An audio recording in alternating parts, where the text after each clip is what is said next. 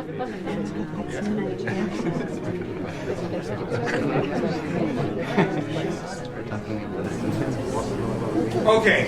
so this is like deja vu all over again. One of my favorite baseball players, he said that. Deja vu all over again. So here we are, everybody, at the Avafest Comedy Hour here. We're going to have a great time.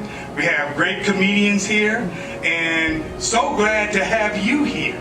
So my name is Glenn Towery. I'm the founder of the Veteran Suicide Prevention Channel and also of Avafest, the Austin Veterans Arts Festival. It's a 30-day festival. We do it, but more important, you know that you're here on this channel right now, and this channel is for you. It really is. We got some wonderful things here. We entertain you and we fix you up. We got some nice therapy here. We got mindfulness. We got Tai Chi. We got meditations. We got EMDR, just a lot of stuff. So don't go away just because I said therapy. I know how some people are. They're like, oh shit, I'm out of here. But this is nothing for you to be ashamed of, okay? Like me, sometimes I am. But I'm up here anyway. And so that's why you should stay right where you are and take this in. So get ready. We are about to have a wonderful time with these comedians that are here. And so I'm about to now introduce you to our first comedian. He hails all the way from San Antonio. He's a San Antonio comedian. His name is Chip. Oh, wait a minute. Chip Milligan. No, it's not Chip Milligan. What's your name? Wally. See, that's what happens when your mouth moves faster than your brain. Wally Milligan, bring him in. How's everybody doing tonight? That's a very good response to that question. Thank you. How's everybody doing? It's November 10th. Tomorrow's Veterans Day, which means today is Marines Get Drunk and Get Naked Day. So I do smoke weed. I know enough veterans to know that a lot of veterans do. Not pointing any fingers. But personally, I feel like weed helps me focus. That's why when you see somebody that's really high, it looks like they're squinting. They're just trying to focus more. Sometimes I focus on how the wind feels on my skin. Sometimes I focus on the rhythm of the song I'm listening to. Sometimes I focus on not dying. It all just really depends on what I got going on that day. But there's this thing I like to call the right level of high.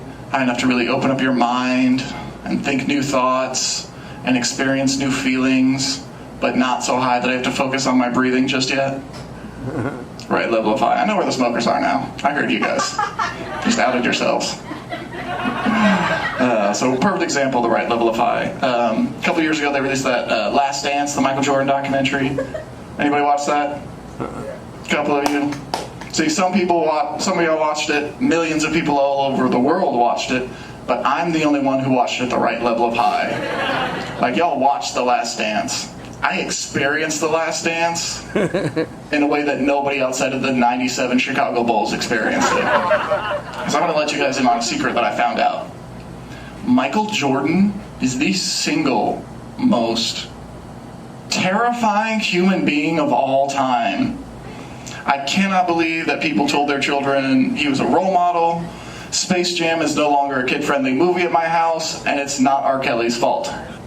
Like, if Michael Jordan chose to be the greatest serial killer of all time, well, one of two things. One, we would all be dead by now. Or two, there would be 3 more documentaries and 19 podcasts about him. This past month, nobody would have blown up your newsfeed about Jeffrey Dahmer. It would have just been every 2 years another Michael Jordan documentary. Suburban soccer moms would get into online debates about whose car they would rather willingly get into, Ted Bundy or serial killer Michael Jordan. Although I will extend an olive branch to any of the white ladies out there that are feeling a little bit offended by this. I get it. Dating sucks these days, especially online dating. Online dating, you match with a guy, you're going on a date, you're like, oof, I hope he's not a serial killer. And then you go on the date, and about an hour into the date, you're like, man, I wish this guy was a serial killer right now. I get it. So we'll move on. If Michael Jordan had chosen to be the greatest dictator of all time, nobody would compare politicians to Hitler anymore. CNN would sound like an episode of ESPN, just is Vladimir Putin the next Michael Jordan? Here to discuss, CNN political correspondent Stephen A. Smith. Stephen? Put that camera on me, because you know I got something to say. Now, don't get me wrong. You know how I feel about this cat, Vlad. He is a bad man. But he is no Michael Jordan, and that is a completely asinine comparison. Should have had more water today. Not easy on the throat. If Michael Jordan chose to be the greatest mass shooter of all time, I don't know what rifle he would have picked. Hopefully not one of my brothers. Like I said, I don't know what rifle he would have picked, and I don't know what tower he would have climbed. But I do know he still would have gotten 69 with only 30 shots in Cleveland. Although he would need to work on his downtown shooting percentage. All right, I'm going to go ahead and bring up your next comic. She is also all the way from San Antonio. She is one of my favorite comedians. Y'all make some noise for the very funny Grace Morton. Hey. Thank you, Chuck. Chip. I feel like there's a joke to be made there with the name where it's like at some point in his life a woman has looked at him and been like, oh, wow. It's on his bucket list to like date a woman named Eva, I'm pretty sure, at some point. So I don't have a whole lot of experience with PTSD. However, I have dated a lot of people with PTSD, and I have discovered a phenomenon, I can't speak. I'm in the right place. Phenomena where men will just kind of wake up sleep fighting for some reason. Yeah, I hear people say all the time, like, you have to try before you buy, essentially meaning you should sleep with somebody before you settle down with them. And I don't really care what your beliefs are on that. You should definitely find out if they're a sleep fighter or not. Because I'm not, and my defense is terrible, it turns out. A fun fact about me, though, is I was homeschooled. I don't think anybody else in this bar of 12 people was homeschooled, but I was. My parents decided to homeschool me and my siblings because they said if somebody's going to psychologically torture our children, that is an inside job. We're going to farm to table that trauma for them. Let me tell you what, guys, they did a good job. My mom was a cheerleader in high school and my dad was a jock. They knew what they were doing. I would just be like minding my own business, walking down the stairs, carrying some textbooks. My mom would walk past me, just knock the books out of my hand, just dork.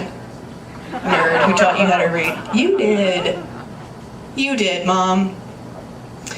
And it was difficult because I was homeschooled in like the late 90s, early 2000s when they didn't have a whole lot of curriculum options. The only thing we had was Bill Nye the Science Guy. And they weren't really big on science either.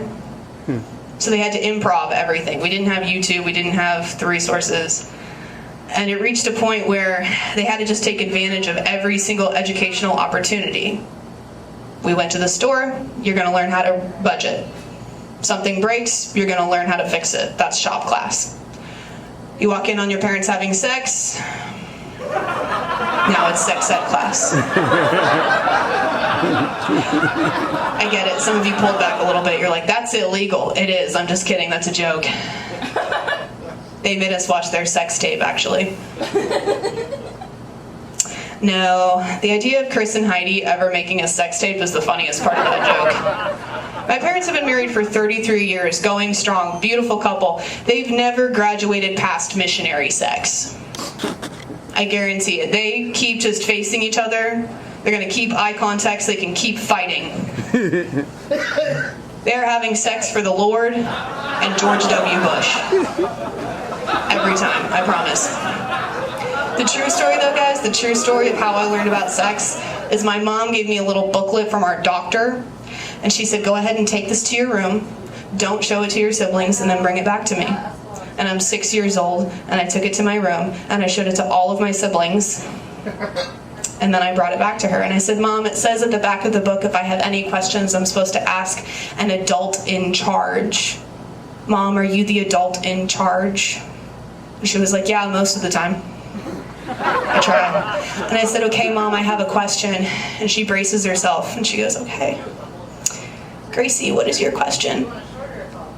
And guys, excuse my language, I don't like to speak this way, but I said, Mom, how long does this pee-pee have to be in you before you get pregnant? And my mom, 6 months pregnant at the time, said, not as long as you would think, and took the book away. Yeah. I'm gonna be really honest with you guys, I'm still not sure if I've ever had sex before. I've just walked around terrified. It's like a USB port that you can't quite get to connect. I'm just like, keep it in the dark. If I can't see it, Jesus can't either. It's okay.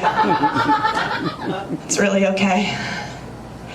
I have ended up in a situation, so I have a mom who, clearly just takes any cutthroat reason to cut men down. And then I have a dad who raised up 3 daughters, mostly by himself, in a position where we didn't need a man, we didn't even want a man that much. He told me every single day, Gracie, men are trash. Men are trash. And unfortunately, I grew up and discovered that I am a raccoon. All it takes is for a tall man to walk by me named Chuck, and I'm gonna be like, oh my God. Wow. Unfortunately, what happens though is because I grew up with a very strong father who wanted me to be a strong woman, is that I only attract men who didn't have a dad. I essentially attract men with daddy issues. And when a man attracts a woman with daddy issues, it's considered attractive, it's a thing. But when a woman attracts a man with daddy issues, I just get caught changing the oil in his car every couple months. And he never holds the flashlight right. Probably because he didn't have a dad to show him how. There it is. Little quiet, little traumatized. Ooh, that one hurt. Sorry, right in the childhood. Stick with me, it gets worse though. I don't try to do it. I try to be a very normal girlfriend to these men. I try to be having, normal girl talk at the end of the day, right? Like when a lady has pillow talk with you about what it means to be a man. How it's totally okay to show emotion and be vulnerable, especially when the Blue Angels fly overhead. Or inevitably if we lose Willie Nelson one day. That one hurts, I know. That's why we have to have those conversations ahead of time. We gotta prepare, we'll walk through it together. I will walk through it with you, I promise. This isn't even a joke. I will go into so much mourning when we lose Willie Nelson. That man is a fixture of my childhood. Anyway. So I try to be a very normal dad girlfriend to these men. And I had a situation with a guy where I was changing the oil and he wasn't holding the flashlight right, and I felt my hand come up and I was like, why did I have you? And I was like, fuck. I might be a toxic dad. And he doesn't know that because he never had one. He thinks this is what love looks like. Just a little raccoon. But that's not fair. He deserves to go out and find the stepdad of his dreams. I shouldn't hold him back. So then we run into the problem of how do you break up with a man that sees you as the father he never had? I'm genuinely asking. Because right now where we're at is I just told him I was going out for a pack of Newports and I haven't been back since. I hope he isn't tuning into this channel right now. Now, I do have a boyfriend. I'm very thankful for him. He also doesn't have a dad, but we're working on it, I guess. Here's a fun fact that y'all can walk away with. I feel like everybody that goes to a comedy show, people later are going to be like, oh, you went to a show? That's cool. What kind of jokes did you hear? So here's a joke you can walk away with if you're comfortable telling it. What you can do is you can say, so there's this Jewish raccoon on stage, and she shared a fun fact about being Jewish. And that is, she has to keep everything very clear downstairs. Because otherwise you can end up with a real burning bush situation. You guys, thank you so much for being the best audience. You guys, I'm Grace. Give it up for your host, Wally.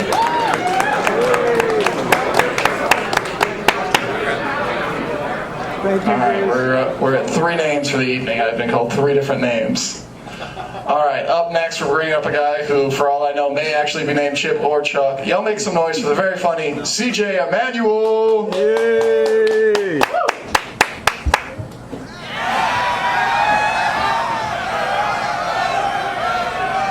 All right, give it up for our host, Wally. All right.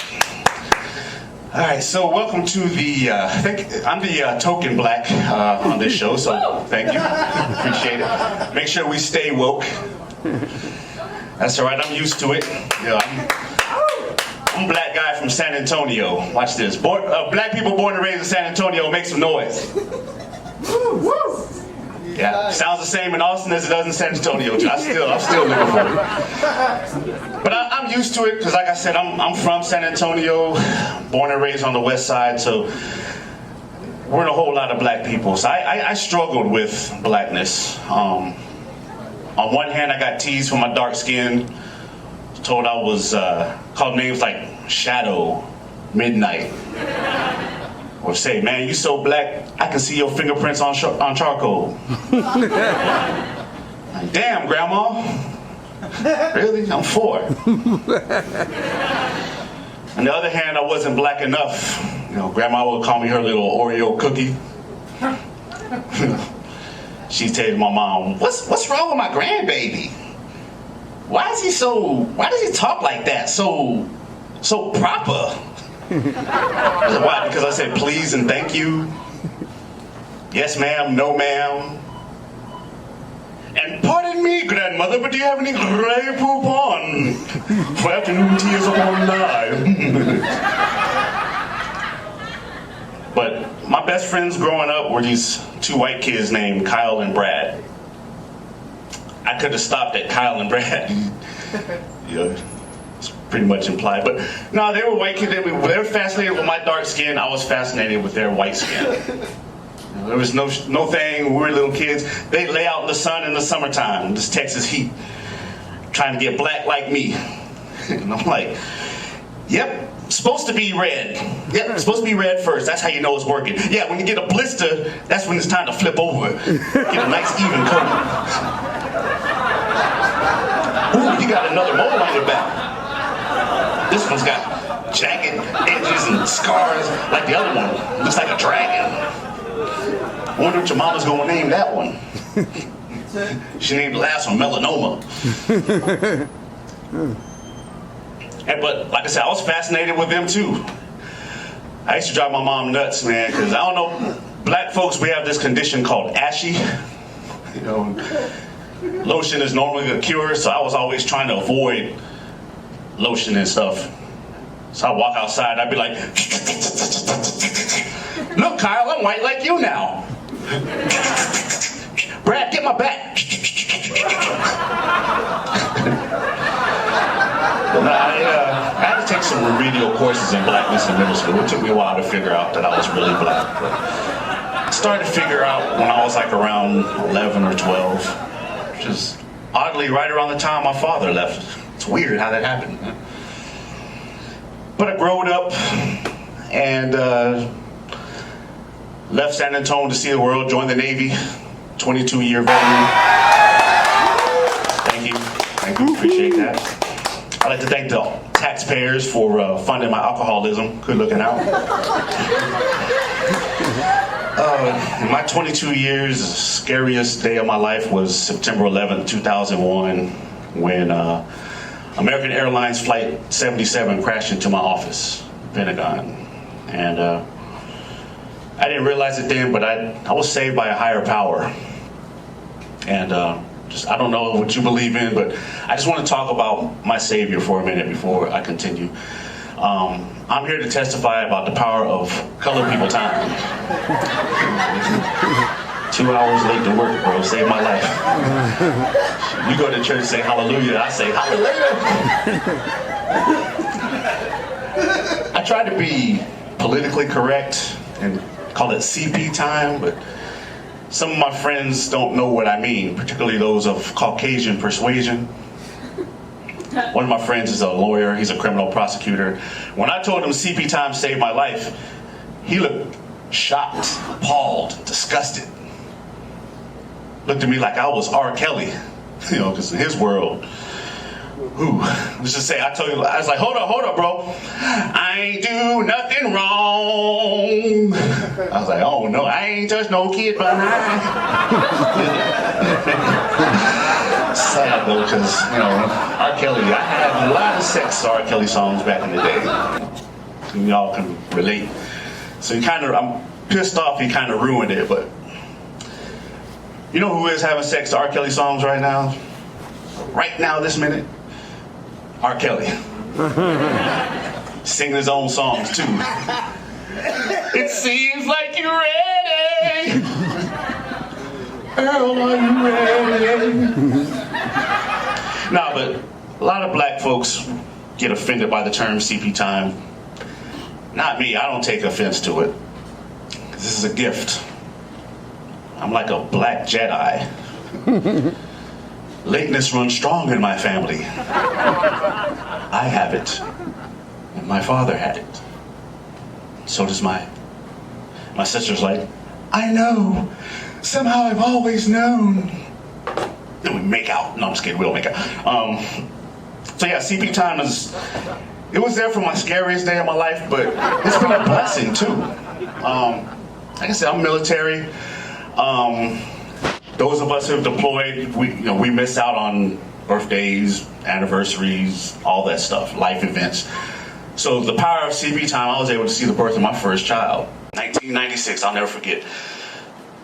He did his part, right? He was born a week late. That's how I knew he was mine. I did my part too. All I had to do was show up late for work. Problem with showing up late to work when you're in the Navy, your office building usually has the title USS in the beginning. Those suckers tend to move. Day my son was born, I was supposed to get underway at 0800. I was supposed to be on board 0730, ready to get underway 0800. And I woke up at 0744, which is military time for, ooh, you in trouble. But yo, I hauled ass. I tried to get down to the pier, tried to get there. I almost made it. I could see the tugs pushing USS Enterprise out to sea. Yeah, but in desperation, I'm at the edge of the pier. I'm like, hey! You forgot one! Turn around! But you know what? They saw me. Flash 3 lights. Pow, pow, pow. Signalman goes up on the bridge. And I see him signaling. If you don't speak semaphore, I'll translate. H, A, H, A, H, A. I'm like, what? But like I said, I got to see my son being born. Priceless moment. Amen. Amen. Well, military priceless, which is half a month's pay times 2 and busted down the pay grade. Yeah, that's one of the drawbacks about CP time is that the late fees can be a bitch. But yo, y'all have been a fantastic crowd. Austin, y'all have been great. If you like what you heard, you can follow me at CJ Emmanuel Comedy. Check out my podcast, Love Life's Comedy. It's chronicling this journey. I have conversations about life. Vic Mendoza is one of the guests on a recent episode, so please come check it out. Let's keep the party going. Let's give it up for our host, Mr. Wale. Again, my name is CJ.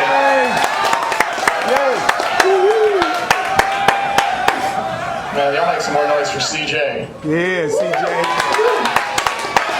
He's not lying about CP time. It's a good thing he was not the first comic up. That's all I'm going to say. All right, we got another special guest for y'all all the way from New Orleans. Y'all make some noise for Pickle. Yeah.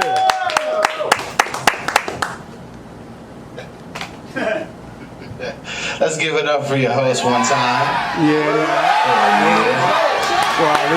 And let's give it up for the vets out there right now. Come on, you guys, give it up for all the vets.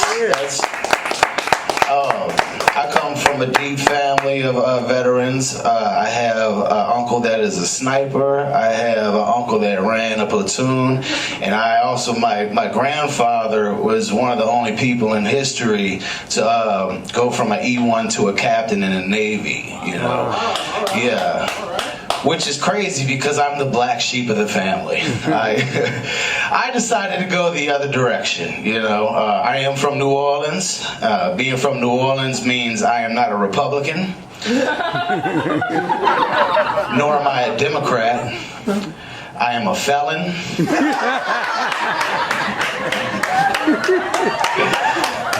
Well, thank you. I liked it so much the first time I did it twice. But I keep that third one in my back pocket for that special somebody. Nice to meet y'all out there.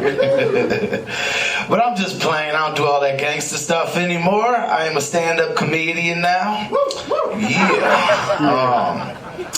I am a stand-up comedian. But the other day I was walking in a parking lot and I saw somebody sitting in their car, and as I walked by I heard them lock all the doors.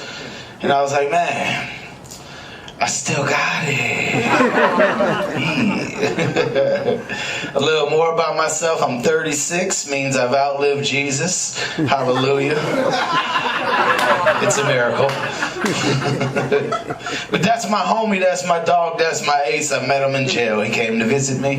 It was special. He taught me how to love my friends. Y'all love y'all friends out there? Yeah. Heck yeah. Me and my friends grew up making fun of each other.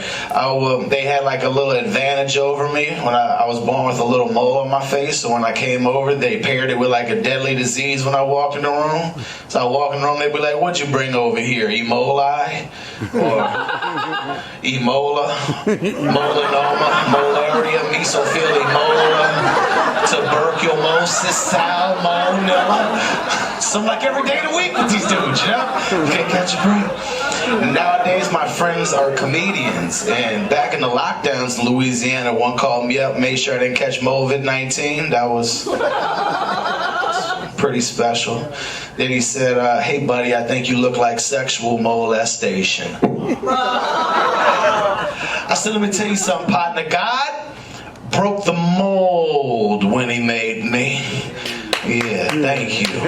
He said, all right, Post Malone, I'll call you back later, and hung the phone up on me. I love lesbians. Y'all love lesbians? Hell yeah, in school they're the only women that will be my friend. They teach me how to talk to women, I teach them how to wear a hat. It's a special thing, you know? You gotta watch out for the ones that wear the hat over both eyebrows. They'll steal your old lady. They'll take it. It's not a good conversation at the bar with your boys, you know? My lesbian friends always came up to me like, come here, you little holy moly, roly poly looking motherfucker, I'll hug you, but I ain't gonna make love to you, you know? Pack of mole manipulators God sent me.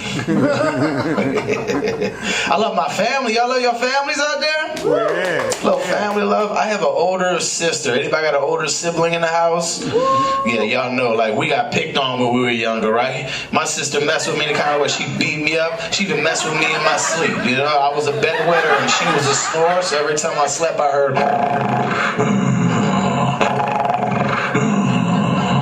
And recently I came to the assumption that I didn't have a weak bladder. She was just scaring the piss out of me.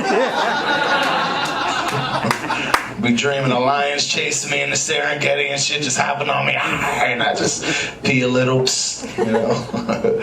She recently found out I was telling that joke everywhere I go, and she got real mad at me, y'all. She was like, everybody knows I snore now. I said, nobody knows who you are. Yeah, I ain't like that part, huh? I said, look, if I ever make any real money with comedy, I'll write you a check. But on that line to where it says what it's to, I'm writing payback's a bitch, big sis. Yeah. That's actually my time, you guys. I had fun with y'all. Thank y'all for having me on the show. I want y'all to sound like 100 people for your host right now. Yeah, y'all make some more noise for Pickle. Yeah. I was never a fan of Pickles as a kid. I didn't think I'd enjoy his comedy that much. Alright, up next we got another San Antonio comic for you guys. Very funny guy. He's a personal mentor to me. Y'all make some noise for the very funny Victor Mendoza. Yeah.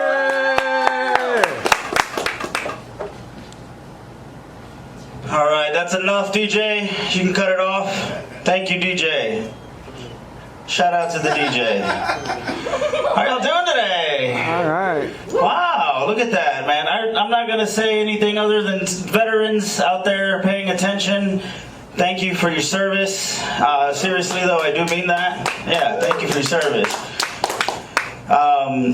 Finding out that I drove from Austin just to come over here and do a show online. Thank you for your service. Again, I just, you know what I mean? Like the whole thing could have just been a link. You know? I appreciate you guys, but like, I could have just given you my email, you know what I mean? Like, there's whole other ways to do this, but I do like this place. There is real people here. There's not sound effects or anything like that. Like we actually we found 2 actual women. They're real, you know what I mean? I know some of you veterans have had a couple in your days, you know what I mean?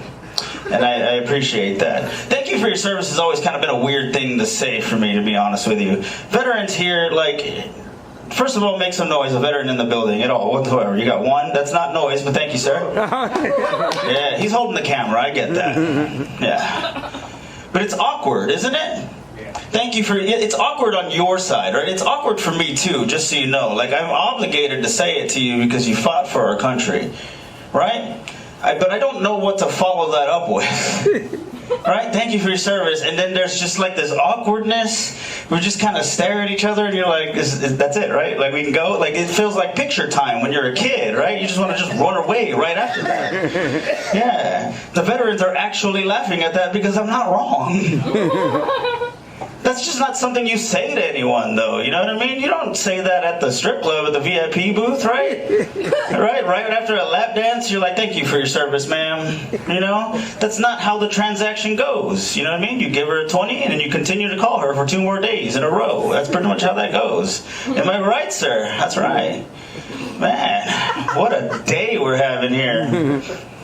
Yeah, I did not serve for the military, but I did DOD. I used to work. I did 18 months overseas in Bahrain, working on the V-22 helicopter. So I get to spit dirt for y'all, but I also didn't get any benefits, and I get to keep all of the mental health issues. So I'm right there with you guys. So I feel you guys. I really do, though. Like I don't want to say thank you to your service. I want to hug a veteran. You know what I mean, sir? You want a hug? Let's just go for it. I feel like we might cause some friction too. He's got that "don't touch me" look, so I'm good with that, though. From right here, though. You know what I mean? Like that's all. That's all. Yeah. All right. I don't know. Are you able to see the responses if I get to talk to them online? Anybody? No? So it's just a blank slate. It's just like saying thank you to your service all over again, right? Like just kind of like blankness coming back and forth. Wow, I figured I'd be done with that joke by now. That's fine. You're not really online. You're just on camera. I'm on. Oh, I thought I was online. Well, cool. No one is watching then. That's awesome. You can't even lie to me a little, sir. Thank you for your service. Yeah, that is awesome. No one is even there. You ready for that, Ryan? That's awesome. That's awesome. Well, my name is Victor Mendoza. One of the things I'm going to address right away is, yeah, I do kind of look like a short, fat Ben Affleck. Let's just go ahead and drop that one out of the way. You guys see it? Let's move forward. Thank you. Thank you. The couple chuckles means it's still relevant. Do you even know who Ben Affleck is, sir? Good, right? Was it Mallrats? He was Batman. Yeah. Batman. He did not struggle getting out of the Batmobile, right? It took me 5 minutes to get out of my friend's truck, just so you know. Yeah, with a backpack on. So such sadness on that one. That's not the only thing I've had to deal with, though. Everybody here, I've also had to deal with being a hairy dude. And I say that with the most lighthearted, like, smile because it's just something that is just, it's almost cute, you know what I mean? Like, it just doesn't look right. Like, most men, hairy legs, that's where it stops for me, all the way down. I had to manscape one time for a job. You ever manscaped before, sir? No? You dress that fine? You never manscaped before? This guy's in a button-up, nice slacks, you know what I mean? Smile that doesn't end. No work down here, bro? He's afraid to respond. He's like, I barely just shook his hand outside. He's already talking about my junk. That's what we do, man. That's what we do. No, man, it was a weird image for me, though. Being a hairy guy after manscaping, I stared at myself in the mirror. You know what I mean? Hairy all over the place. Clean. Right down there. That's a weird image, sir. Like, it blew my mind. It was just nuts. You know what I mean? I couldn't take it. Yeah. Like, on top of that, like, I'm just misshapen. So misshapen and hairy. I look like a gummy bear you just picked up from the carpet. Have you ever just dropped a gummy bear once, man? You just blow on it and see if anything changes? No. Now you're having an existential crisis? Thank you, Haribo. You know what I mean? Bastards. Shout out to the barista / bartender / cook / everything that they do back here, by the way. Shout out to Kickbutt Coffee for letting us do this here. I appreciate that. I really do. This is a nice stage. I'm happy to be doing Avafest. It's my first time. I'd like to make sure that any service workers, by the way, they get some love too. Thank you for your service as well, but not in the same way. Because I used to do that, man. I was a bartender for the longest time, and I started out at strip clubs. Yeah. Thank you. Yeah, absolutely. No one clapped for that one. I see.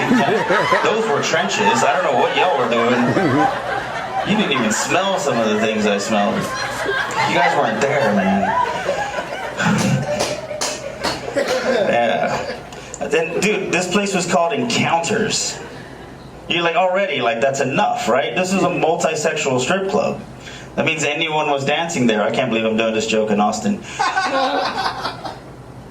It's all right, though. Veteran show. You guys like it dirty. You know, this club was different. You know, men were dancing there, women were dancing there.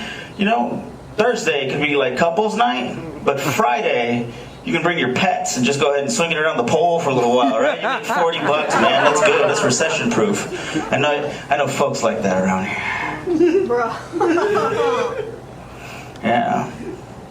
I can't believe you're not live, man. So dead set. That's so much material I had for that. But I am happy to do that. Thank you for your service. I'm not trying to kill the statement. I do mean it. I do. I was a restaurant manager for the longest time too, man. You guys, is the restaurant manager here? Is the manager here? That's you too? Everything I called out, you're like, yeah, you didn't get manager as well. No wonder you only smiled like once or twice. Man, she just pointed to agree. Didn't laugh, just kind of like, yeah. I laughed like earlier this week. That was all I get, basically. Yeah. That's what restaurant manager life is like. The only time I actually smiled as a restaurant manager is when the doors were still locked and a customer tried to open it. Am I right? Got her. That shit is satisfying, right? Coming out of that curtain, you're like, you just see them shake the door. They'll look at their watch, right? Look at the time. What's supposed to happen in between those two? No one's gonna open the door for you, especially now. No, that's not happening. Not at all. And you can meet some interesting people in places like this too. I had a guy come up to me at the bar when I was working at the strip club. He'd be like, "Hey," and just from that alone, you already know what he looks like, right? Yeah. You know, $300. Let me take you home. First of all, home was the Days Inn across the street that only had like 3 working lights and free HBO. I'm not going there. Yeah, thank you. She's been there. Yeah, $300. People that are live out there. Would you do it? They said no, by the way. They said no. And then I get that. It's gross, right, folks? It's gross. After $1,200, I couldn't do it anymore. You know what I mean? I got a PS5. I don't need anything from you. I have my own Days Inn room. Yeah. So those of us that have served for the longest time and been free for a long time have had some very strong opinions about things. I don't know if anyone here can agree with me. Was anybody mad at the government? Yeah? Not that mad, apparently, right? You just kind of give me a yep. So, you know, I guess What do you do when you're angry at the government, my friend? Smoke a lot of weed? Yeah? A lot of problems getting solved that way, I see. Your problems are solved, right? For at least 8 to 7 hours, right? You don't even know what day it is anymore. That's right. You'll eat at any restaurant now. A great Yelp review at every time, right? Even here, with the friendliest managing staff. What is your name, ma'am? Alyssa. Alyssa? Shout out to Alyssa, by the way. That's enough. It's Veterans Day. It's not Customer Appreciation Day or Manager Appreciation Day. And I'm just gonna wing it on a day like this because I'm just happy to be here for you guys. You know? And there's this joke that I like to do during a live audience where, and I saw how I rolled my eyes when I said that, is I get to appreciate the crowd and I get to call them beautiful, but I get to do this on camera for you guys. And I tell people, like, you know, you guys are a good looking crowd. Today, not so much. But it's a weird thing to say, right? Like, I think for me, when I hear somebody say this is a good looking crowd, do you know what it sounds like to me? It's a good looking crowd. What kind of computer are you watching me through? You still have Windows 8. I kind of figured no one young in your family is helping you with computers. Thank you for your service. Yeah. How am I doing on time, Wally? 4 minutes? 3. I thought you said an hour? That's cool. I'll do that. Get ready, man. We're gonna be up here for a while. Might as well, right? Get comfortable. Let's see here. I'm gonna try something new, just cause you know, what the heck's gonna happen, right? I recently, like, I stroll Instagram. That's a thing on the internet, folks. And I keep seeing celebrity barbers. Has anyone else seen these people? This is just, you probably have seen it and you just don't even realize it. If you scroll through TikTok and you just watch somebody getting a haircut and there's just like this mystical music in the background, you lost brain cells. That's probably why you forgot. I'm just telling you right now, it's just not good for humankind. First of all, the name itself is just kind of extreme. Celebrity barber, right? Celebrity. Like, the 3 most famous people in the world right now is like The Rock, Christ, and like Kevin Hart, in order. Like, that's in order, right? But Beyonce still had like one of the greatest videos of all time. Like, and these people line up for a haircut. You get thousands of people standing outside of a very run-down arena for a $4,000 haircut to get a dead musician and just shaved into the side of their head. Like, oh, look at my Kurt Cobain. Like, dude, what's wrong with you? Thank you for laughing, camera guy. No one else out here did. Hey, that means something to me. Some validation. You know what I mean? Like, I didn't get that at all. Right? On my way close to the front door, all I hear from the background is, "Don't forget to grab a goodie bag." Excuse me? A goodie bag for a one-night stand. You've been around, my friend. That ever happened? Exactly. I'm not gonna give you time to answer that. And here's the craziest thing about it, man. Big old basket. There's only like 4 of them in there. That's gross. I took 2 of them. There was a condom in there. That's crazy. What are you trying to tell me now, right?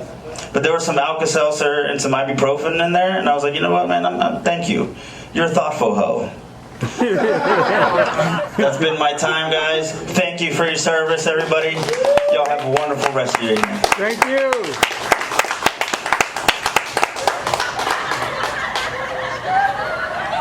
Y'all make some more noise for Victor. Yeah. Makes me glad I made certain life choices and didn't make certain other ones. All right, up next we have another great comic from San Antonio, one of the other great young up-and-comers in San Antonio. I say up-and-comers because he does need a step stool to get up these stairs. Y'all make some noise for the very funny, vertically challenged Drew Blues. Give it up for Carl, ladies and gentlemen. Carl, thank you so much, sir. Give it up for Wally Milligan, ladies and gentlemen. Yeah, you're an awesome host. Kind of looks like a guy that just waits outside of gas stations for lot lizards, right? It's just crazy. We're doing all right, veterans. Give it up for veterans, man. Happy Veterans Day, ladies and gentlemen. Yeah. This is crazy, man. Like, everybody's just fought in the military. I'm just blessed to be with y'all, man. We had DOD, we had Navy. I fought 2 tours Call of Duty. That's about it, dude. Reached Prestige twice. It pissed me off, dude, because I was in high school, right? And I really, my grandpa fought in World War II. Right, a couple of my uncles served. Well, there was this asshole at a party, right? And he was just like on his couch just playing video games. Just acting cocky, right? Like, oh man, they should send me to Afghanistan. I'm like, what the fuck? What, are they having a thumb war over there? Get the hell out of here, guy.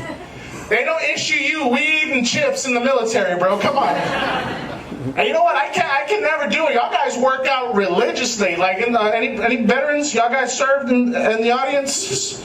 There you go, sir. Give it up for the camera guy, ladies and gentlemen. Yeah.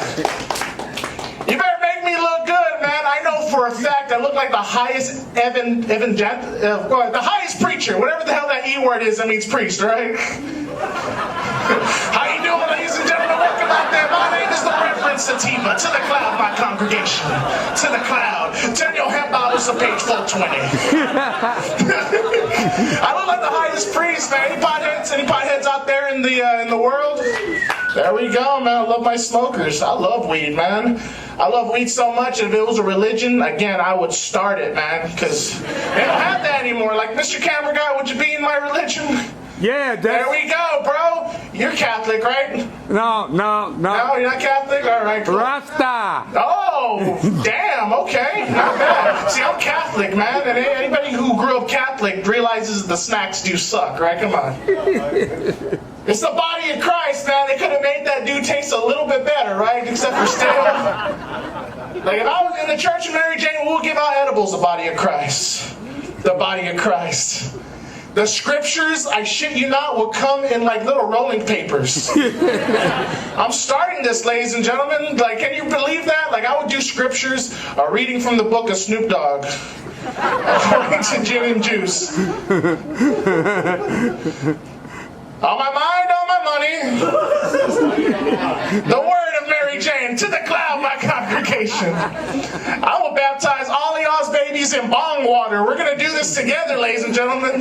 I love weed, man. I love weed, but it's got me into trouble. I'm not, like, when I smoke, I get a little bit too confident. Like, this big dude, I was drunk and I was kind of high. That's the worst combination to get, right? You can't get crossfaded like that, man. You can't really get crossfaded. I ran into this big old 6-foot dude. He was big, man, but you know, in my mind, I'm big too, right? Even though I look like a damn hobbit, right? This is just like the height proportion was bad, but he bumped into me, and I kind of got cocky. I was like, "Hey, you want to fight, dude? Come on, let's fight. Let's freaking fight." This dude got up to me, and I shit you not, he got bigger when he got closer. I was like, hey, dude, I'm not going to fight you. You take it easy. Why are we fighting anyway, dude? Like, it's bad when you're short. If you're short, you have to look at the guy from toe to head and just be like, I'm not going to get into this fight. Sir, you've dealt with that, right? Probably not, because you look laid back like a mofo, sir. What's your name, sir, if you don't mind me asking? I know you're the only guy in this... Pete, nice to meet you, Pete. You a veteran, sir? No. No? All right, cool. We just getting high and hanging out at the coffee shop. I like it, Pete. Hell yeah. What do you do? Do you smoke bongs? You smoke weed? No comment. No comment. All right, cool. The camera is rolling, right? We want to make sure everything is set. I can't get high anymore, man. I'm not going to lie. Like, I'm so blessed because recently I got me a good job, man. Round of applause for me. Woo! There we go. Not because I wanted to, it's because I have the most shittiest insurance ever. Like, I have Cobra insurance, Pete. Cobra. The the most dangerous animal in the animal kingdom, and it's named after a health insurance. Like, I'm not surviving, Pete. I gotta start losing weight quick. And I can't get high anymore because this is a pretty badass job. It's a bank job, and you really can't get high being a banker. You really can't. Like, I literally had to Google how many zeros were in 1,000. Then I messed up and I had to Google how many zeros are in a million. You know, Pete, I just kept going, dude. I just kept doing, Captain. I really can't, bro. I can't, man. And you know what? I like working jobs, man. Like, my last job, I almost died.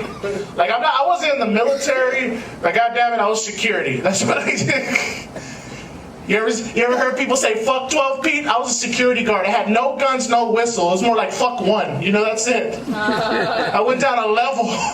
And this job was the most shittiest job ever, man. Because when I first got into security guard, have you worked as security, Pete? No, right? Let me tell you the way they work in security, all right? Because we don't do nothing, all right? We don't. Like, I was so scared when I got this job. I literally thought I was gonna have to exercise. I thought I was gonna have to do some workouts, bro. But hell no. I went to the interview. This dude had the same body type as me.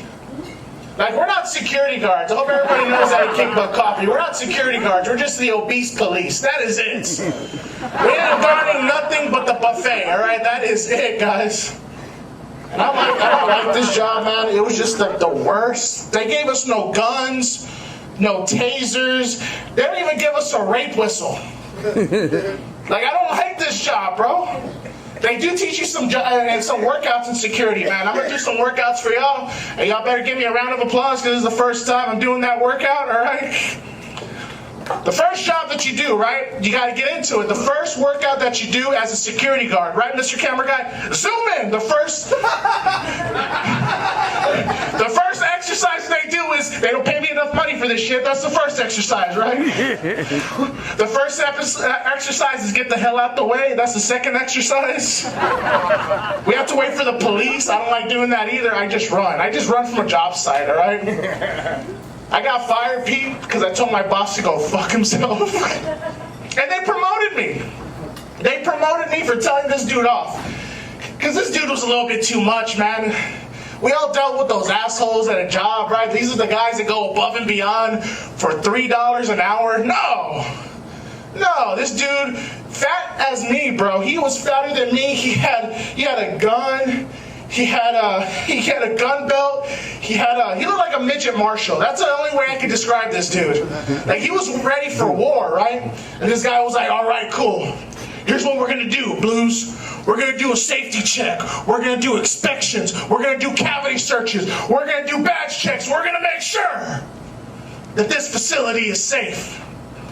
And I'm like, motherfucker, this is a Domino's. You need to chill. Nobody got time for that, bro. So I had to tell him to go screw himself, man. And it's weird, right? Because I got fired, and I thought I got promoted because now I finally had like a golf cart. I felt like important now. Like, that's how I know you get promoted, because you don't have to walk anywhere, right, Pete? That's the promotion, bro. But hell no. They gave me the most jankiest job ever. I was literally at the most shittiest hotel. And I'm not going to say the name of the hotel, but La Quinta was shitty, all right? All right, everybody's fans of La Quinta, that's cool. Same motherfucker, I had to bring my hose there. Look, La Quinta was bad. And I'm going to tell y'all some situations, because I got to tell somebody this. It was the worst job ever. And it was not that bad of a job, because they didn't touch me for nothing. I used to get high at this hotel all the time. But it was like they put me in Hotel Transylvania. That's how much it was dirty, it was grimy, right? And the very first night I'm there is a prostitution bust. Don't get ahead of me, Mr. Camera Guy, all right? Don't get ahead of me. We're gonna get through this together, all right? It was a prostitution bust. And I was getting high in my golf cart, right? I was off to the side, and I was watching Game of Thrones. It was going good too. I love Game of Thrones, but I never finished it, right? Because I had to fucking work. So I was just watching it, you know, I was getting just stoned. We're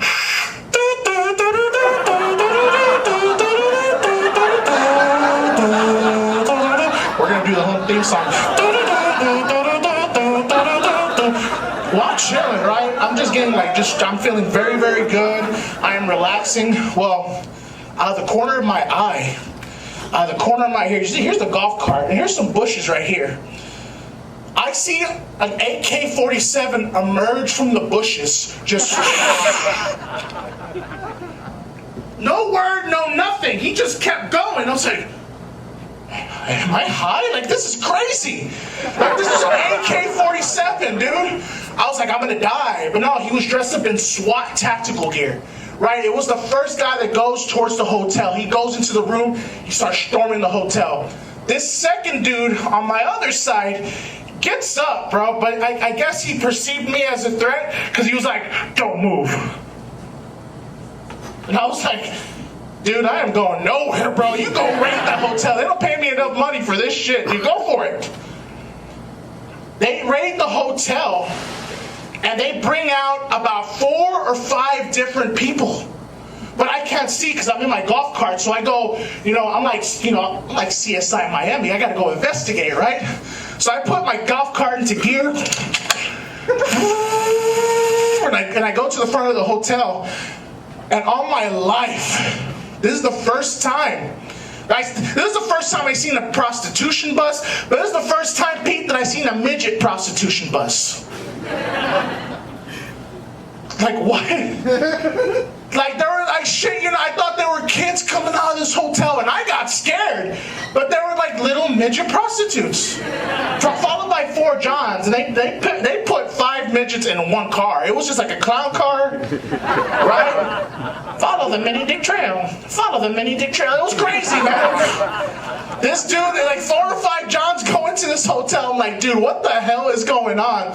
The receptionist just looks at me and goes, oh, this is an everyday occurrence. I was like, really? That was the first time I was like, this job is going to be the death of me. The second time is the time I almost died.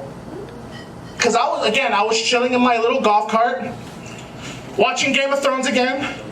By the way, I never finished it, so I'm like, oh, Joffrey just became king, so he's gonna do good, right? I don't know.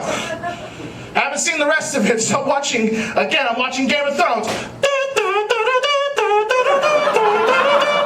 When in the distance, I hear an alarm go off.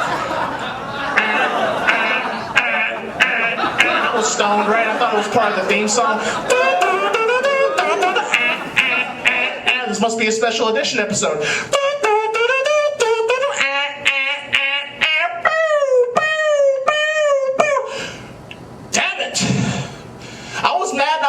To work is because they kind of cut into my smoking time. That was messed up, bro. I was working the night shift. It was shitty. Well, I finally get, psyched up because I'm not gonna lie. 6 months I worked at this hotel and I never saw any action. But now it was my time, right? Because I was wearing this, by the way. I was wearing this. I was like, oh hell yeah! Finally, my time's here. I'm gonna go from Paul Blart to Chuck Norris. Like that's how I'm gonna be. But I just can't go into the crime scene, right? I just really can't go into the crime scene because I got to psych myself up. So in the review mirror of my little golf cart, I was like, all right, cool. Here's what we're gonna do. Because I had this vision in my mind. I was gonna go, all right, cool. Here's what I'm gonna do. We're gonna go up to the perpetrators. I'm using words like perpetrators, holy shit. I'm gonna go up to the perpetrators, and I'm gonna go up and like, hey! You better stop. And they're gonna run away, right? They're gonna see my fat ass and they'll be like, hey, you better stop. But I'm gonna do it in such a commanding voice where it's gonna boom and they're gonna run away. That's the vision I had in my mind, Kickbutt Coffee. Pete, this is the vision I had in my mind, bro. I was ready to, I was like, hey, you better stop. And I'm practicing these lines. Hey, you better stop. I'm about to take off to this crime scene. But my dumbass forgot to charge the golf cart. You can't be a badass charging in with a slow golf cart, dude, right? I was going slow as hell to this crime scene. I put it into gear. I was like, I'm ready!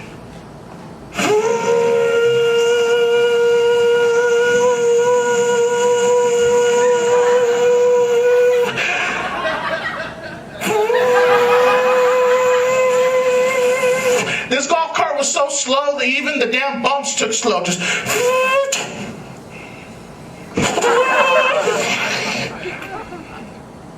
And I get there. I get to the crime scene. And I stop my golf cart. And my dumbass has to get out of the cart. But this golf cart is so small, guys, I couldn't get out quick, right? So I had to swing my ass out. It was like,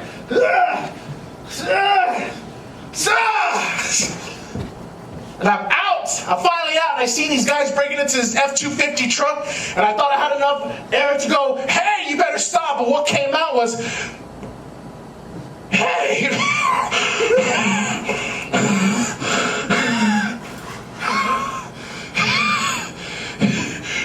You better stop! These guys took one look at the small sheriff and they ran my ass over. Boom! And I'm on the ground for a good 20 minutes and I realize I hear a girl screaming, but it took me 20 minutes to realize, oh shit, that girl's me. I'm gonna die out here, man. So I had to stop. I had to stop working security, man. Before that, I also was working at a call center too. By the way, horrible job too. Anybody worked at a call center? Yeah. Yeah? Do you know how they fire you from a call center? They send you a text message. I got that message late, bro. And you know what? I love this job to death, right? Because I love call center work. Call center work's cool because I used to fuck around a lot. I'm not going to lie. I used to do accents over the phone. And I'm going to do a couple of accents right now because I watch a lot of TV, but I think it's kind of fucking up my love life, right, Pete? Like the other day I was hanging out with this girl and it was going good. My leg was on her leg. My thigh was on her thigh. She was touching my tit. I was touching hers. Romantic, right? And we're watching TV and she was like, Drew, I like you. And what do you say to that, right? I like this girl a lot. It was my chance to make a good impression on this chick. So I took this quote from a TV and I turned to her and I just leaned in and I just yelled out, "Yippee-ki-yay, motherfucker!" And yeah, that's why TV fucks me up, right? That's why TV messes me up. I mean, seriously. Dude, I was working at this call center doing accents over the phone. Literally, I was doing accents over the phone. I'm going to do a couple of accents because I love a couple of TV shows. Like, I love doing Irish accents over the phone. I used to answer the phone like stupid as hell. I used to go, "Oh, top of the morning to you. My name is Drew O'Malley. What can I do for you today?" I used to play a lot of GTA Part 4, so I used to do a lot of Russian accents like, "Hello, comrade. Welcome to tech support. There's no I in the wheels. Das Svidanya." I was a troublemaker, Pete. I was a troublemaker, Mr. Camera Guy. I used to answer the phones in Irish accents all the time, and it got to the point where they can let you answer the phone in the accents. But you gotta keep the same accent going on through each and every call. And CJ, we talk to a lot of old people, right? Those calls were 3 hours sometimes. Like, you know how hard it is to keep up an Irish accent for 3 hours? Avafest, you know how hard it is to keep up an Irish accent for 3 hours?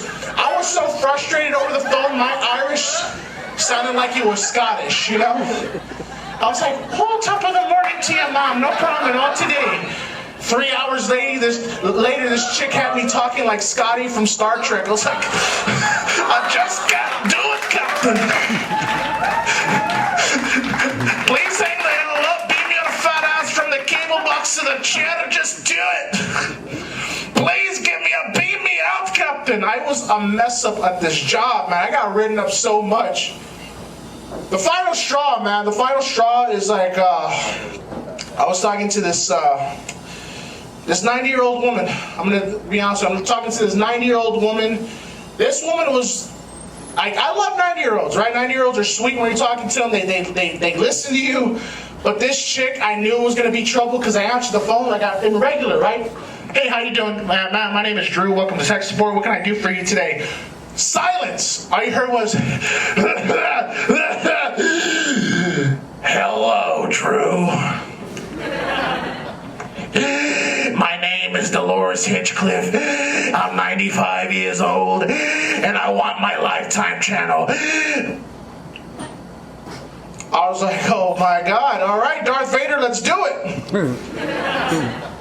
2 hours in, this is a 2-hour call. I'm about to go home, guys, but 2 hours into this damn call, this chick is being the worst old woman ever. Like, Pete, you ever dealt with those old ladies that did the polite shit talk to you?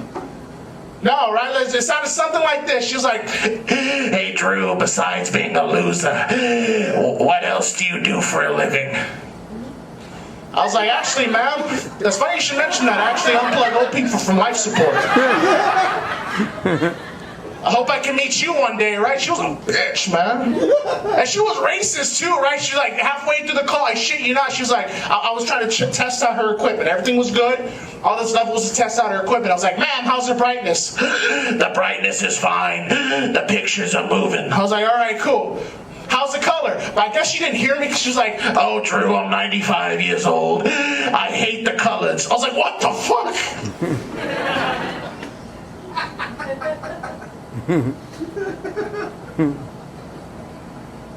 Like, I know the customer's always right, but this chick was far right. She was way out there, right?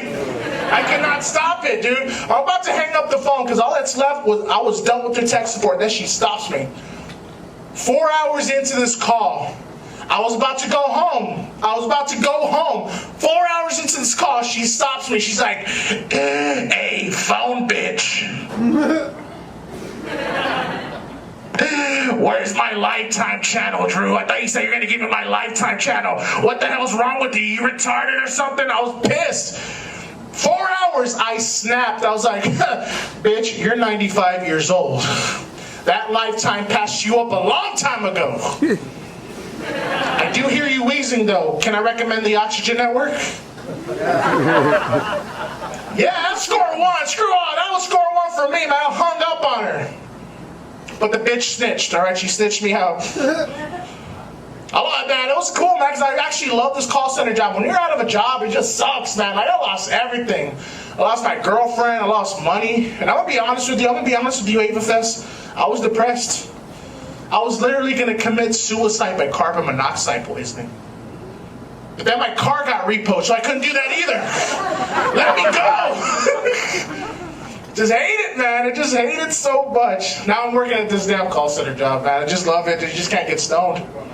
And I love jobs too. I mean, I just hate being unemployed, but you get to do your own shit, man. That's the only reason. I just love doing my own shit 24/7. I like doing something for me, all right? I like going to a park. I like smoking. I like getting the hell out of there, man. You can't do that at a job, bro. You really can't. I would love to be that entrepreneur that invests in something, but I don't know any small businesses to invest in. I don't. I'm 28 years old. I need to find something to invest in. Like, I thought during the pandemic I was going to invest in something. Like, there was this one small business I invested in. It got founded about 24 years ago. Has a product that makes a lot of people happy. And has a great foot into the service industry. Yeah, great job to invest in. So when I subscribed to Desiree's OnlyFans, I knew I was doing my part. I knew I was going out there and doing it. I don't know how y'all guys are viewing this. I don't know what Victor said. You're viewing this through OnlyFans. I don't know. By the way, sir, have you ever seen OnlyFans, Pete? No, of course not, right? We don't pay for porn. We really don't. I was about to ask her if she pays for porn, but never mind. I don't pay for porn for nothing, man. But there is something about. You ever heard of OnlyFans, Pete? I'm aware. You're aware, right? Like, bro, like, I don't buy OnlyFans subscriptions, but it got me curious. Like, what are girls selling that they're charging $25 a subscription? $25 a subscription. Does she have my dad's love in there? Like, I'm curious. Is she rubbing out the cure to cancer? Is that what's going on? $25, and a lot of people were mad. Like, bro, you bought a subscription to OnlyFans. What the hell was wrong with you? I was like, I was curious. By the way, don't buy OnlyFans. OnlyFans it's just Instagram with occasional titty peek. That is it. That is it, dude. You gotta pay an in-app purchase.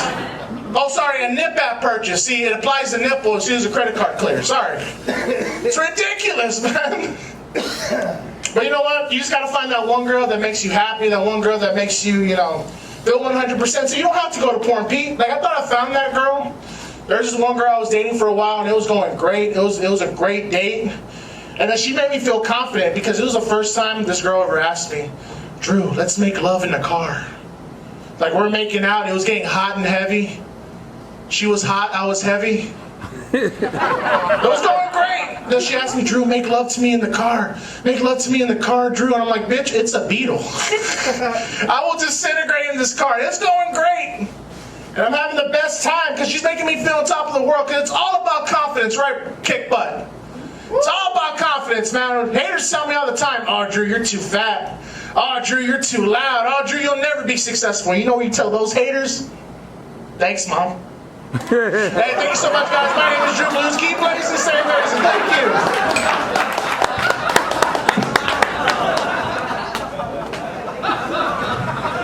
No Drew Stone, because he put the microphone on the mic stand backwards. I wonder what that smell is lingering on the stage right now. Anyways, we're in Austin, Texas. This next man came all the way down from Dallas. That is several hours just to make you guys laugh. Y'all make some noise for the very funny Ryan Shields. Yay!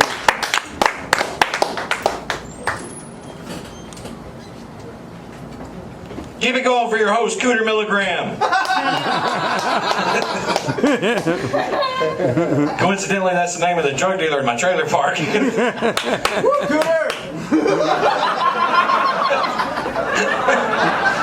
I appreciate Drew for doing the strangest Texas attorney commercial I've ever seen. I was outside, I saw the cameraman. He was up on stage in a cowboy hat. Have you been in an accident? I think I just was in one. What happened? Give it up one last time for the veterans. And I guess the Marines today.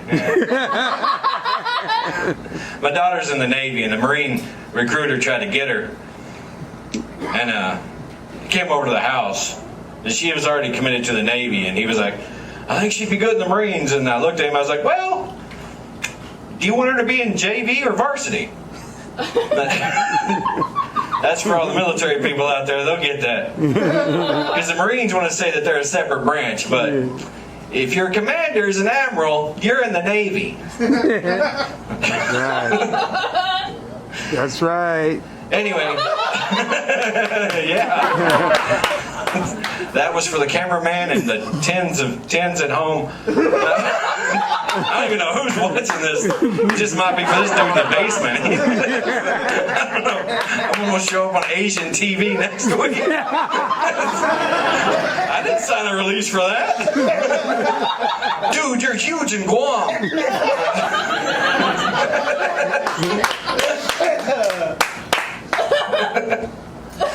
Oh, this is fun. I like this crowd. Oh, anyway, like I said, for those of y'all who don't know, my name is Ryan Shields. I'm actually from a little town in North Texas called Iredell, Texas. 300 people. I graduated in a class of 10. I was this close to a scholarship. The admissions lady in college said, "You graduate in the top 10? Well, yes, I did. Percent? 110. Like, I'm an athlete. That's what I remember when I hear percent, because the coach has always told you, give 110%, Shields, 110%. My daughter can do no more push-ups than that. And I look over to his son, I'm like, aren't you an only child? And he's like, yeah. And my wife always asked me, do you have fun in football? I was like, I think I did. She was like, you don't remember? I was like, I'm pretty sure it was fun. She's like, you get hit in the head a lot? I don't think I did. She's like, shouldn't you have your head checked? And I was like, you know who should have their heads checked? These new ultra-progressive kids. And ADHD, so they have a new fucking problem every fucking day. And if you don't keep up with every one of their fucking problems, you're part of the problem. Every week, it's something new. All men suck. Don't trust men. Except those men. Or those men. They can have babies. Women power. Women should be trusted, not those women. Girl power. Woman's vagina, woman's choice. Yes, girl power. There's no such thing as a woman.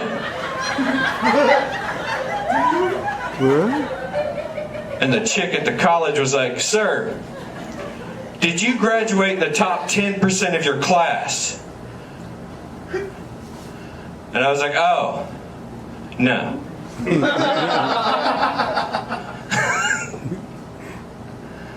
Anywho, try some new shit, see what happens. Yeah, I graduated in small town. We had FFA. Do y'all have that around here? A few of y'all? FFA taught us a lot. A lot about raising farm animals, a lot about fixing things on the farm. But the one thing they didn't teach us that I think is very important is in order to be a poor farmer, you must first be a millionaire. They just kind of breezed over that.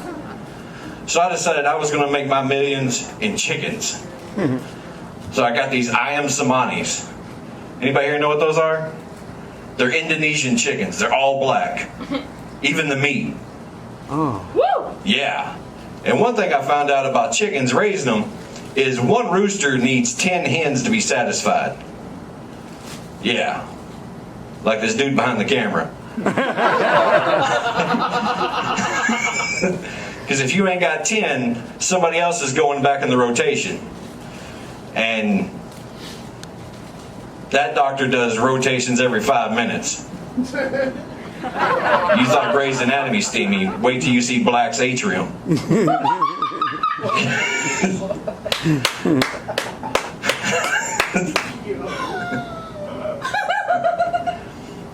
So anyway, I get these birds in. And once they start to develop, I realize I have 4 roosters.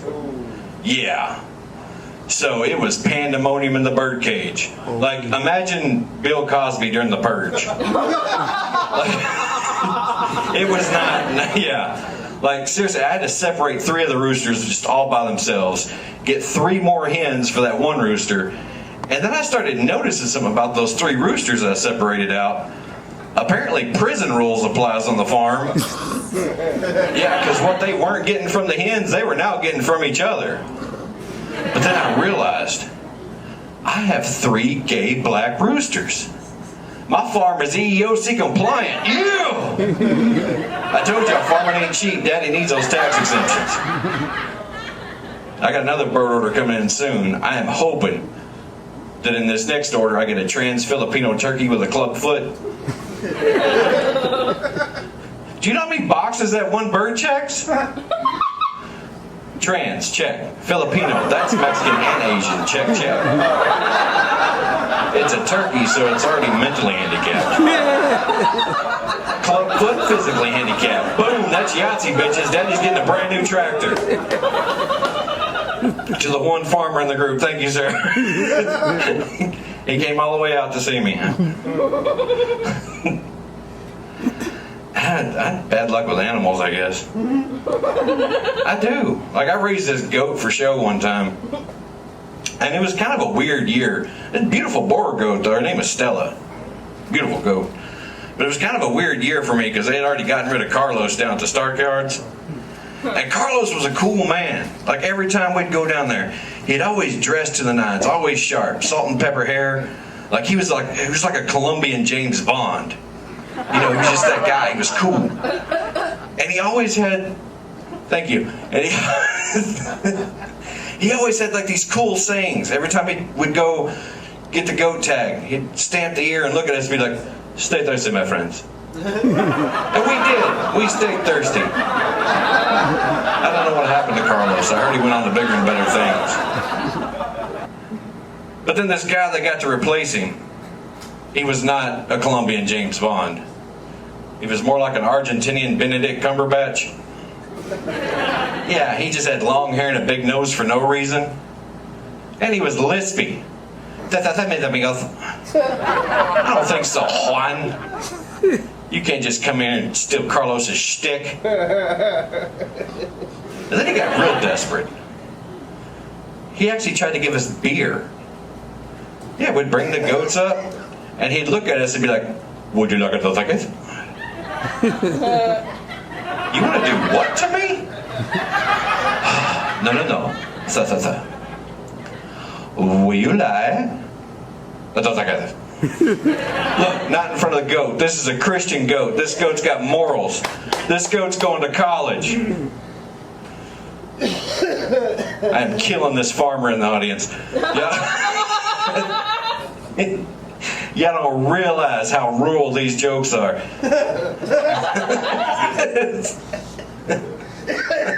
You hear it? You hear that at home? He's dying.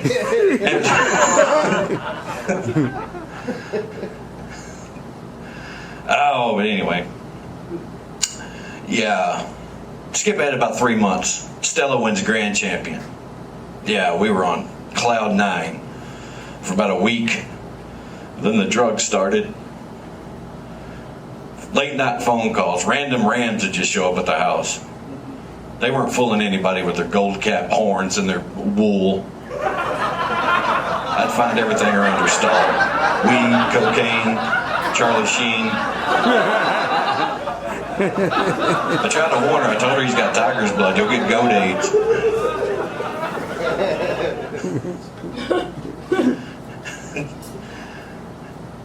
We just couldn't see eye to eye. She ran off to Hollywood. Never saw her again. So I said, no more farm animals. But then, I had a run-in with some Russian mice. I knew they were Russian by the way they talked. Because I'd walk into my garage one day and there was like 7 of them. And I was like, hey, what are y'all doing here? Like, we visit. We don't say, we visit. These are Eastern European Russians. Damn near Romanian. I don't know. I didn't check the passports, but... So they tell me they're just visiting. So I leave. I come back a couple days later. There's 20 of them. And I was like, hey, I thought y'all were just visiting. We've always lived here. We've always lived. We moved right from Romania, and we live in, this is where our kids are born. So I had to nuke them. That's the only way to get rid of Russians. I don't know if y'all been watching the news, but like I tried everything first. Like sanctions.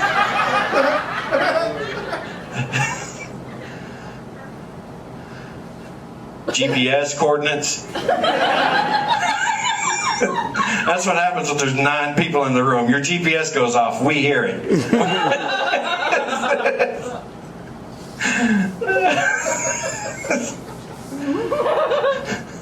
Just know the mice died, all right? That's how the story ends.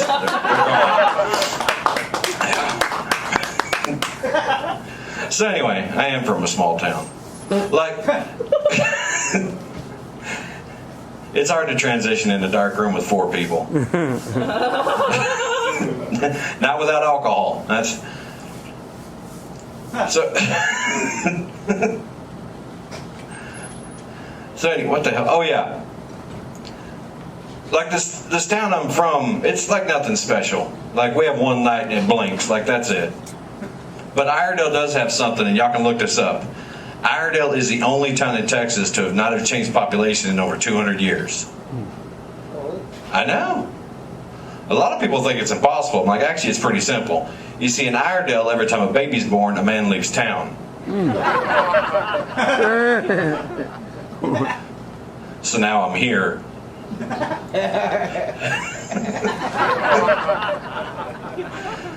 Yeah, being in a town of 300 was fine, but the only problem with a town of 300 people was my grandmother had 23 brothers and sisters. Yeah. So I was related to everybody. So I didn't date a whole lot in high school because the gene pool just wasn't dilute enough for me to swim in it. Brother didn't give a shit. Nah, he was doing cannonballs in it and splashing his face with it.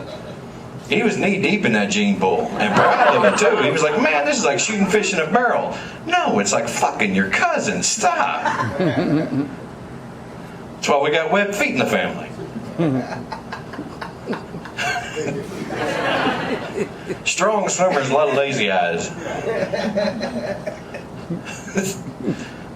My brother's a weird guy though. He's got a guy that holds a grudge too long. Just too long. He's also a Marine. That has nothing to do with it, just saying. But he is still mad at me.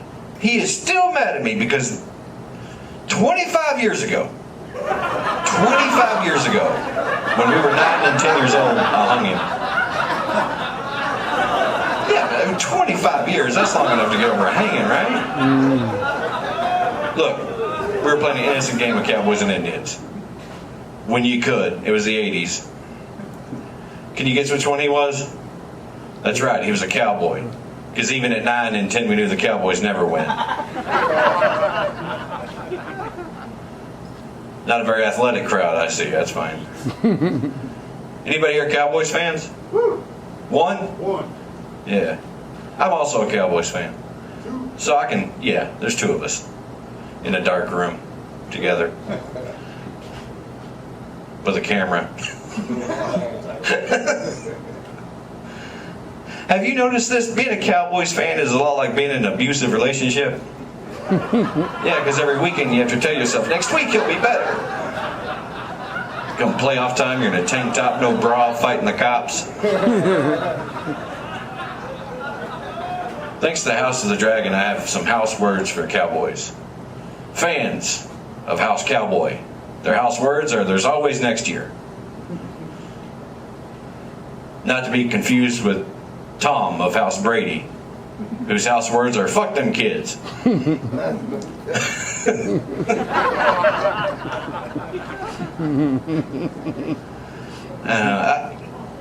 I do watch. Y'all watch House of the Dragon? Can y'all clap? I can't see a damn thing. It's dark. Okay, couple. Oh, y'all do. The people that are left in this room know what I'm talking about. Good. Well, see, I used to give my grandma crap. Like, I'd make fun of her all the time because she was like General Hospital and One Life to Live. You know, and I'd be like, I can't believe you watched that trash.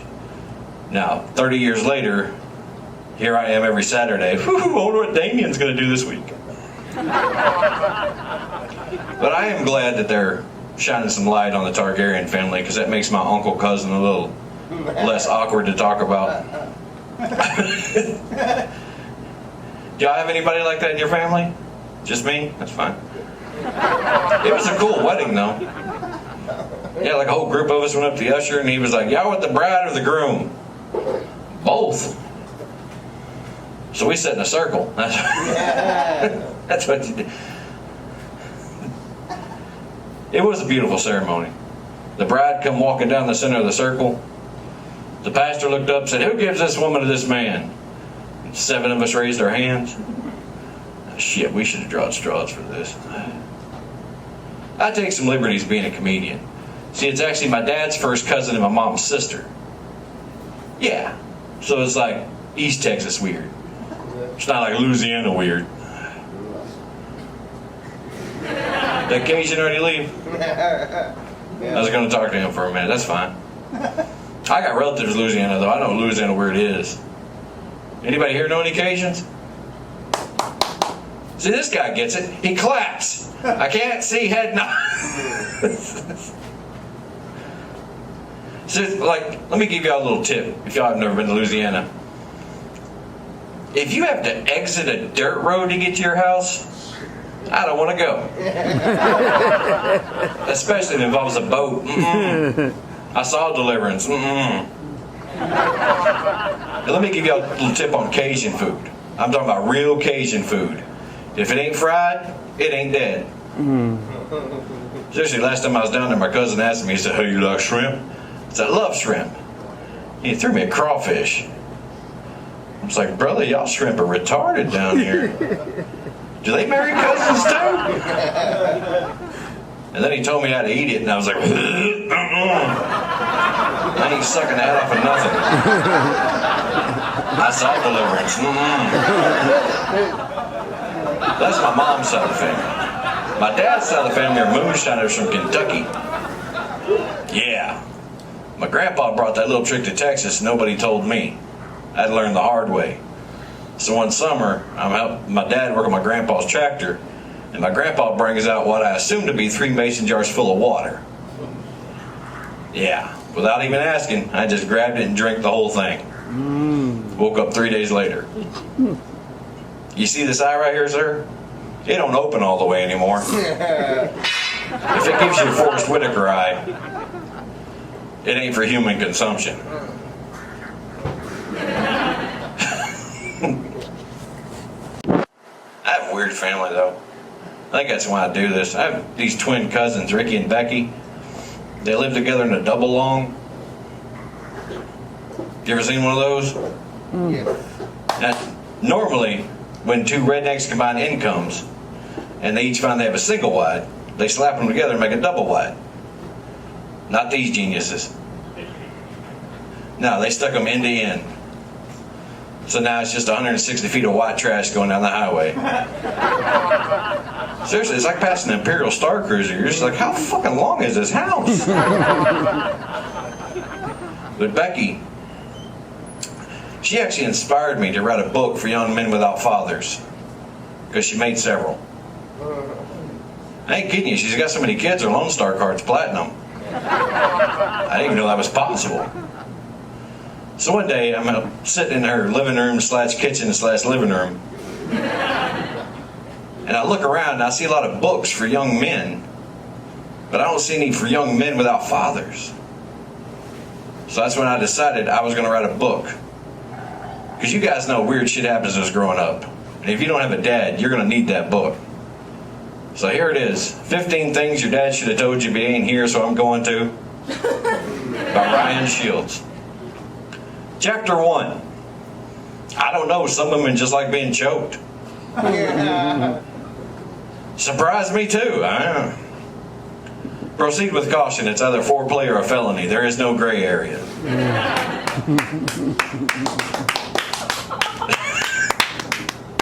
Chapter 2. White basketball shorts do not hide erections. Can I get testify? They will let you down 100% of the time, won't they? Uh-huh. Chapter 4. No matter what your friends tell you, don't stick it in fruit. Especially watermelons, got big seeds, they hurt. Chapter 6. A good woman is like a baby pigeon. I've never seen one, but I know they're out there.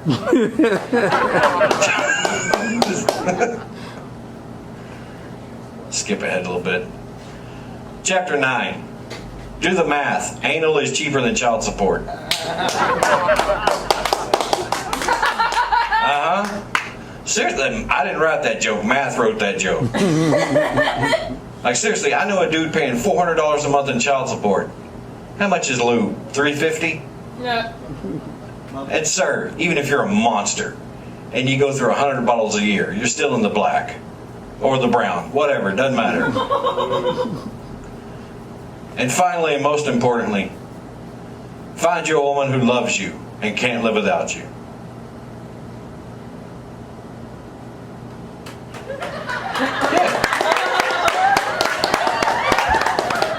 And make that woman your side chick.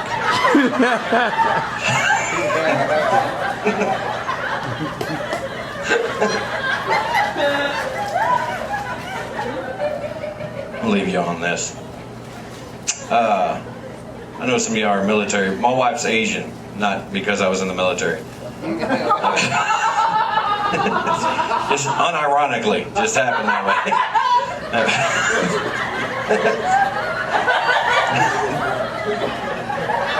Anywho, but we like to have arguments using stereotypes in my family.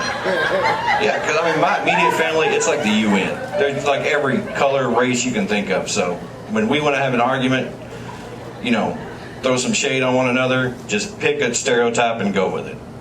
And my wife caught on a little too well. She brought that home with us. Catches me off guard every once in a while. She'd be like vacuuming around the couch. She'd be just like, man, why are there so many crumbs around here? Is it because you're a fucking cracker? I'm like, oh, no, I heard you. It hurt, but that's fine. I heard you. I got you. So I waited on her. I was going to get her back. My son, one day, he was doing a genealogy project. He's biracial, so he was kind of curious. He was like, Dad, what am I? I was like, well, I'm white, your mom's Asian, so that makes you white rice. I'm not proud of it. I just came out. But I said it loud enough for her to hear me. Because from the kitchen I hear, what the hell did you just say to him? And I looked at him and I was like, and she made you, so that makes her my rice cooker. But anybody can use that. Because there's all different kinds of rice. All different kinds of people. Let me give you an example. Fuck, we're in Austin. There's no Mexicans here.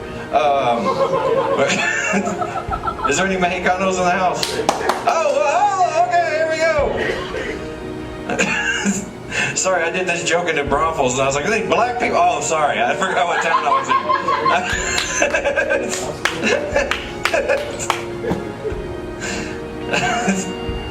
Anywho, Mexican rice. See, it's simple. Like, you have any like really white relatives from Mexico City to say bullshit like Barcelona? Spanish rice. Know anybody from Louisiana, Mississippi, Alabama? That's wild rice. I'll show you next one. Florida, that's meth.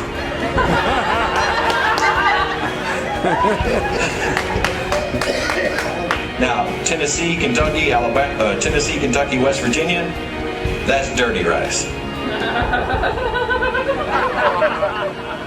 And the one that didn't go very well in New Braunfels, you black folks here? Yeah, finally. Last but not least, chicken fried rice.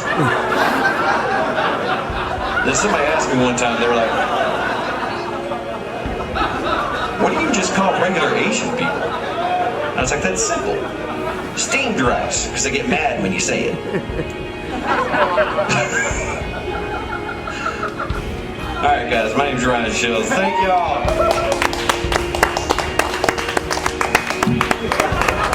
Come on, Junior.